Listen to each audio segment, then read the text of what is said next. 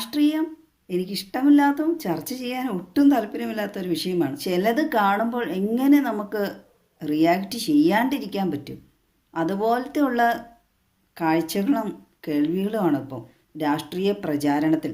ഈ തിരഞ്ഞെടുപ്പ് ചൂടിൽ രാഷ്ട്രീയമില്ലാതെ എന്ത് വാർത്തയാണ് അല്ലേ? രാഷ്ട്രീയത്തിൽ ഒരിക്കലും ഇല്ലാത്ത പോലെയാണ് കലാകാരന്മാർ എന്ന പേരിൽ കുറേ സ്ഥാനാർത്ഥികളെ കുത്തി നിറച്ച് എന്തൊക്കെയോ പറയുന്നു, കാണിച്ചു കൂട്ടുന്നു. കലാകാരന്മാർ എന്ന് പറയുമ്പോൾ എല്ലാവരും ഉൾപ്പെടുന്നില്ല, നടീനടന്മാർ എന്നാണ് ഉദ്ദേശിച്ചത്. അവരാരൊക്കെയോ എന്തൊക്കെയോ പറഞ്ഞ് ചെയ്ത് കൊടുത്ത് കാണിച്ചു കൊടുക്കുന്നതൊക്കെ അഭിനയിച്ച് ശീലിച്ചവരാണ്. ജനങ്ങളുടെ കാര്യത്തിൽ ആഴത്തിൽ എത്രമാത്രം ഇറങ്ങിച്ചെല്ലാൻ കഴിയുമെന്നുള്ളത് ഇലക്ഷൻ കഴിയുമ്പോൾ അറിയാം, അവരിൽ ആരെങ്കിലുമൊക്കെ ജയിച്ചിട്ടുണ്ടെങ്കിൽ. പ്രത്യേകിച്ച് 2020 സാബുജിക്ക് എന്ത് സംഭവിച്ചു എന്നാണ് എല്ലാവരും അന്തം വിടുന്നത്. ഒരു കണക്കിന് അദ്ദേഹം നിർത്തി 2 സ്ഥാനാർത്ഥികൾ വോട്ടേഴ്സ് ലിസ്റ്റിൽ ഇല്ലാത്തതുകൊണ്ട് ഒഴിവായി പോയതുകൊണ്ട് നന്നായി എന്ന് തോന്നുന്നു. അതിലെ വീണ നായരാണെങ്കിൽ ഒരു പ്രാവശ്യം മാത്രമാണ് ഇതുവരെ വോട്ട് ചെയ്തിട്ടുള്ളതെന്നാണ്. വോട്ട് ചെയ്യാതിരിക്കുന്നത് ഭരണഘടനാ വിരുദ്ധമാണ് എന്ന് പോലും അറിയാത്ത ആളുകളാണ് സ്ഥാനാർത്ഥികളായിട്ട് നിർത്തുന്നത് എന്നോർക്കണം. രാജ്യത്തോട് സ്നേഹമുള്ളവർക്കല്ലേ വോട്ട് ചെയ്യാൻ കഴിയൂ.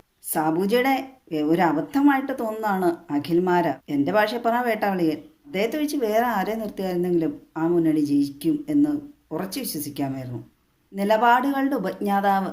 ആദ്യം കോൺഗ്രസ്സുകാരനായിരുന്നു, അതിനു മുമ്പ് വേറെ പാർട്ടിയായിരുന്നു, പിന്നെ ഇപ്പോൾ BJPയിലേക്ക് ചേർന്നു. ഇങ്ങനെ നിലപാട് ഒരു സ്ഥലത്ത് വെച്ചിട്ട് തീരുമാനം ഒരു സ്ഥലത്ത് കൊണ്ടുപോയി നടക്കുന്ന പല പല തീരുമാനങ്ങൾ എടുക്കുന്ന ഒരാളെ ഏൽപ്പിച്ചു വിട്ടാൽ അവിടുത്തെ ആൾക്കാരുടെ അവസ്ഥ പാവം ജനങ്ങൾ എന്ന് പറയാനേ പറ്റുള്ളൂ.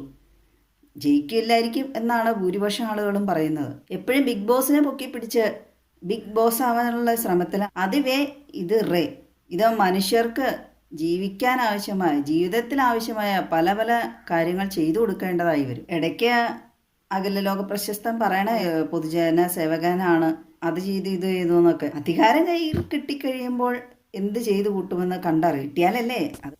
കോൺഗ്രസ് എന്ന് പറയുന്ന രാഷ്ട്രീയ പാർട്ടി ഇപ്പോൾ രമേശ് പിഷാരടിയെ സ്ഥാനാർത്ഥിയാക്കിയത്, രമേശ് പിഷാരടി ഈ കഴിഞ്ഞ 50 വർഷമായിട്ട് നാട്ടിലിറങ്ങി എന്തെങ്കിലുമൊക്കെ കാര്യങ്ങൾ ചെയ്തു വെറുതെ അങ്ങോട്ട് കയറി അങ്ങ് ചൊറി. അസൂയായിരിക്കുമോ?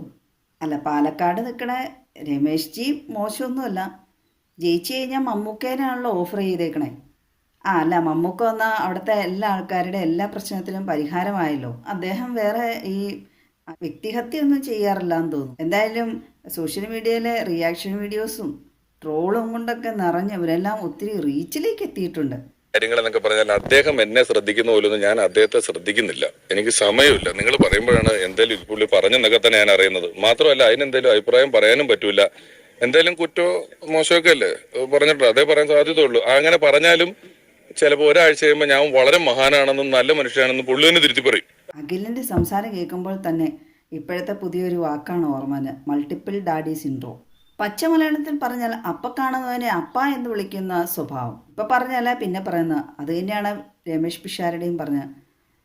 ഇപ്പോൾ അദ്ദേഹത്തെ ഇകഴ്ത്തുന്നു, പിന്നെ അദ്ദേഹത്തെ പുകഴ്ത്താം. അഖിൽ മാരാർ എന്തൊക്കെയാണ് പറയണതെന്ന് പുള്ളിക്ക് തന്നെ അറിയാവുന്ന സംശയമാണ്. പിന്നെ ബിഗ് ബോസിൽ പോയാൽ പൈസ കിട്ടും, എന്തെങ്കിലുമൊക്കെ കാണിച്ചു കൂട്ടിയാൽ മതി.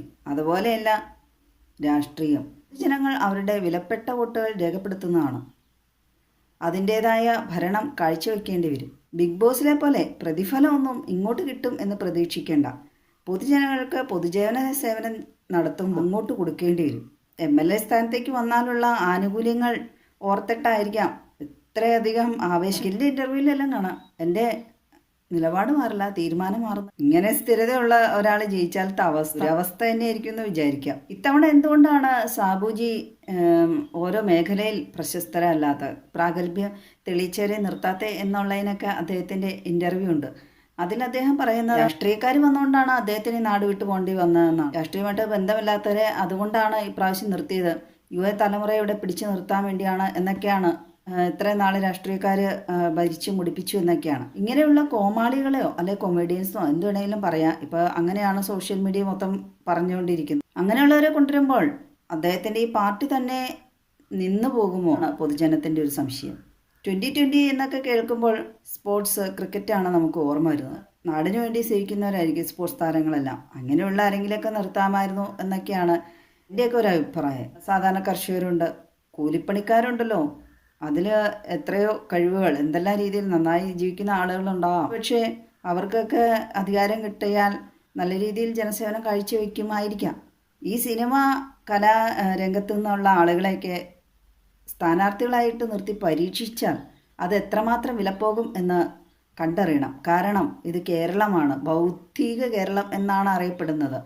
മറ്റുള്ള സ്റ്റേറ്റുകളിൽ അങ്ങനെയുള്ള ആളുകളൊക്കെ വിജയിക്കാമായിരിക്കാം, അവർക്ക് പ്രാധാന്യമുള്ളൂ. പക്ഷേ അതുപോലെ ഇവിടെ വോട്ട് ചെയ്യുന്ന ബുദ്ധിപരമായി ചിന്തിച്ച് എല്ലാ രീതിയിലും വിലയിരുത്തിയിട്ടാണ് വോട്ട് ചെയ്യുള്ളൂ. കാരണം ഓരോ വോട്ടും വിലപ്പെട്ടതാണ്. സാബുജി പറയുന്നതെന്ന് വെച്ചാൽ ഇപ്പോഴത്തെ കുട്ടികൾ ഇവിടുത്തെ ഭരണം കണ്ടുകൊണ്ടായിരിക്കാം ഒരു പക്ഷേ വിദേശത്തേക്ക് പോകുന്നത് എന്നാണ്. ഓരോ മുന്നണിയിൽ നിന്നും സ്ഥാനാർത്ഥികളെ തിരഞ്ഞെടുക്കുമ്പോൾ ആ മുന്നണിക്ക് വേണ്ടി പ്രവർത്തിക്കുന്ന പ്രവർത്തകരുണ്ടാകുമല്ലോ, അവരിലാരെങ്കിലും തിരഞ്ഞെടുക്കാമായിരുന്നു.